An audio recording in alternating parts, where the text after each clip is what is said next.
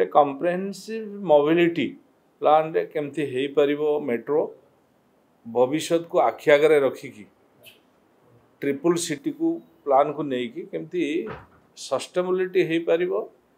एवं एटा लोकों को पाई उपयोगी हो पारिबो ता पाई पूरा ए प्लान करा होछि सेतपई एबे हमर गोटे मिनिस्ट्रियल मीटिंग मध्ये हेतिला इंटर मिनिस्ट्रियल मीटिंग हेतिला केबीजी को अध्यक्षता रे सिटी मध्ये फाइनल हेछि हमर गोटे टेक्निकल टीम गठन करा जिवो से टेक्निकल टीम ए सब को अनुध्यान करिवो एवं केंद्र परामर्श क्रमे विभिन्न राज्य रे जोठी मेट्रो चली सेठी जाइकी तार टेक्नोलोजी तार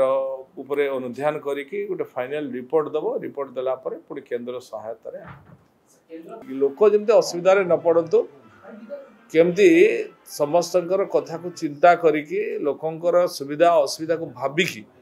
आको निष्पत्ति निया होची को ढंजरे कले को ढंगरे कले एटा लोकंकर मेट्रो भुवनेश्वर पाए आवश्यकता अच्छी एटा फ्यूचर पाए वर्तमान जो डिकंजेक्शन होची तार पाए वर्तमान आगे रास्ता बाहर करिवार समय कारण तेणु केंद्र आगु केंद्र जो थिला सेटा केंद्र रो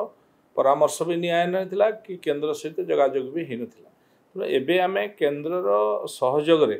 केंद्र रो टेक्नोलोजी केंद्र रो एडवाइस एवं केंद्र टू फाइनेंस मध्य नै कि पे कम्प्रेहेन्सिव मोबिलिटी प्लान रे केमती हेई परिबो मेट्रो भविष्य को आखि आगे रखिकी ट्रिपल सिटी को प्लान को लेकिन केमती सस्टेनेबिलिटी हो पारिबो एवं एटा लोकों को पाई उपयोगी हो पारिबो ता पाई पूरा ए प्लान करा होछि सेतपई एबे हमर गोटे मिनिस्ट्रियल मीटिंग मध्ये हेतिला इंटर मिनिस्ट्रियल मीटिंग हेतिला केबीजी को अध्यक्षता रे सिटी मध्ये फाइनल हेछि जे हमर गोटे टेक्निकल टीम गठन करा जिवो से टेक्निकल टीम ए सब को अनुध्यान करिवो एवं केंद्र परामर्श क्रमे विभिन्न राज्य रे जोठी मेट्रो चली सेठी जाइकी तार टेक्नोलोजी तार उपरे अनुध्यान करिकी गोटे फाइनल रिपोर्ट दबो रिपोर्ट देला परे पुणी केंद्र सहायता रे केंद्र पक्ष रिपोर्ट नथिला जे अवगत नथिले केंद्र सरकार बा केंद्र सरकार को सहायता नुवा सरकार को केंद्र को अवगत निश्चित भाव रे केंद्र परामर्श केंद्र टेक्नोलोजी केंद्र पखरु फाइनेंशियल सपोर्ट नै कि ओडिशा सरकार हाँ कहली परा तार पाई प्लानिंग है गोटे टेक्निकल टीम गठन कराई से टेक्निकल टीम जिबे अनुध्यान करिवे कला परे रिपोर्ट करिवे रिपोर्ट कला परे केंद्र परामर्श नै कि फाइनल रिपोर्ट दीर्घस्थायी हवा पाई फिजिबिलिटी हवा पाई सस्टेनेबिलिटी हवा पाई ए सब पाई गोटे टेक्निकल टीम गठन कराई से माने ताको अनुध्यान करिवे एग्जामिन करिके रिपोर्ट देला परे ता उपरे माननीय मुख्यमंत्री आ उपरे निष्पत्ति ले सर पूर्व सरकार 5926 कोटी टंका आपने रखितले से पैसा प्रकृति केमती रहिची एवं ता स्थिति कोन रहिची केन रास्ता घाट खोला हेतला जांच करे से पैसा पर जांच करिवे कि आपन विभाग ने पैसा आपण माने जानि छथि सेटा गोटे पास करा हेतला किंतु पैसा नथिला पैसा मात्र 1000 कोटी प्राय थिला ताकू जति से लागला बाकीटा रिफंड हला फेरी गला तेणु पुणी आमे ताकू पूरा सर्वे कला परे केते कोटी टंकार बजेट हम कारण सेतकी टंकार हम नहीं आपण माने देखुथिबे जो बड़ी भाव रे से रोड रे जेतबे गोटे टेस्टिंग हला सेतबे आपण मीडिया रे कोन बाहरला आपण निजे जानिथिबे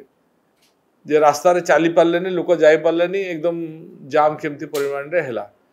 तेणु खाली टेस्टिंग रे आ काम कले तो वर्ष वर्ष समय लागिवो कोन परिस्थिति तैयारी हो तेणु से सब को दृष्टि रे रखिकी लोक जमते असुविधा रे न पड़तु केमती समस्तंकर कथा को चिंता करिकी लोकंकर सुविधा असुविधा को भाबिकी आको निष्पत्ति निया होची को ढंजरे कले को ढंगरे कले एटा लोकंकर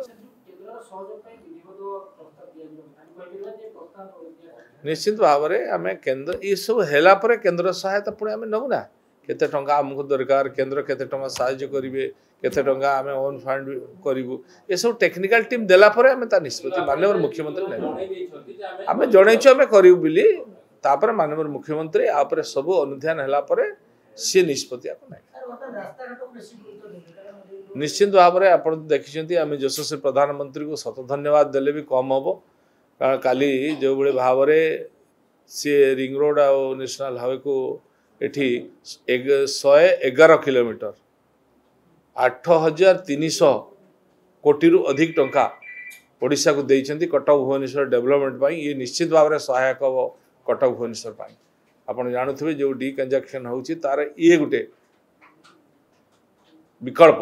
तेणु निश्चित भाव में ये 6 लेन विशिष्ट हेबो एवं इन रिंग रोड मध्य हेबो ये निश्चित भाव में कटक भुवनेश्वर पाई गोटे शुभंकर एठी गमनागमन ठारू आरंभ करी अन्य क्षेत्र में मध्य ये बहुत सहायता हो देखंतु सहर को सौंदर्यीकरण करने सहर को वृद्धि करने सहर को विकसित करने माननीय मुख्यमंत्री शहरी विकास योजना करिसेंती एवं सेथिरे मध्य 1100 कोटी टंका सैंक्शन करिसेंती ताकू मध्य कार्यकारी होबो आ बहु डेवलपमेंट काम आपको बनवाक जाउछि।